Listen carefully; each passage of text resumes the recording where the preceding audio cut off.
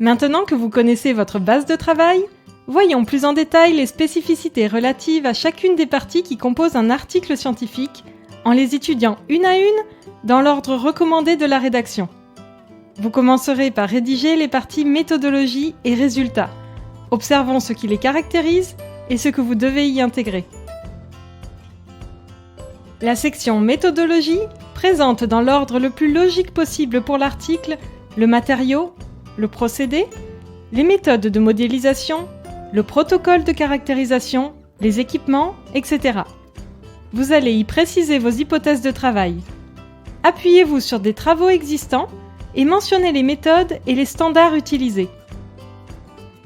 Précisez s'il y en a, les développements nouveaux que vous avez apportés dans ces domaines. Ces informations doivent être suffisamment précises pour que le lecteur puisse reproduire les expériences. Ne mentionnez pas ce que vous avez fait, mais plutôt comment vous l'avez fait. Posez-vous également la question, si je n'avais jamais fait ces tests, de quelles informations aurais-je besoin pour les reproduire? Ce point est essentiel à la démarche scientifique. Dans la partie résultats, ne présentez que vos résultats. Autrement dit, ne mentionnez pas les résultats des autres. Présentez et décrivez ce que vous avez trouvé de manière détaillée et simple, sans opinion ni interprétation. Même si cela paraît évident, dites clairement ce que vous voyez dans vos figures. N'imaginez pas que le lecteur y verra la même chose. Par exemple, si vous parlez de l'évolution d'une variable, précisez si elle augmente ou diminue et calculez les pourcentages de variation.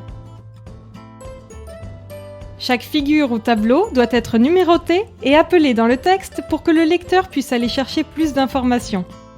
Les informations importantes doivent aussi être décrites dans le titre de la figure. En travaillant la présentation et la description de vos données, vous allez sûrement découvrir des éléments et des liens que vous n'aviez pas vus avant. Cela demandera peut-être des essais complémentaires, de nouveaux calculs ou de nouvelles photos. Cela fait partie du processus scientifique et vous allez ainsi affiner votre raisonnement.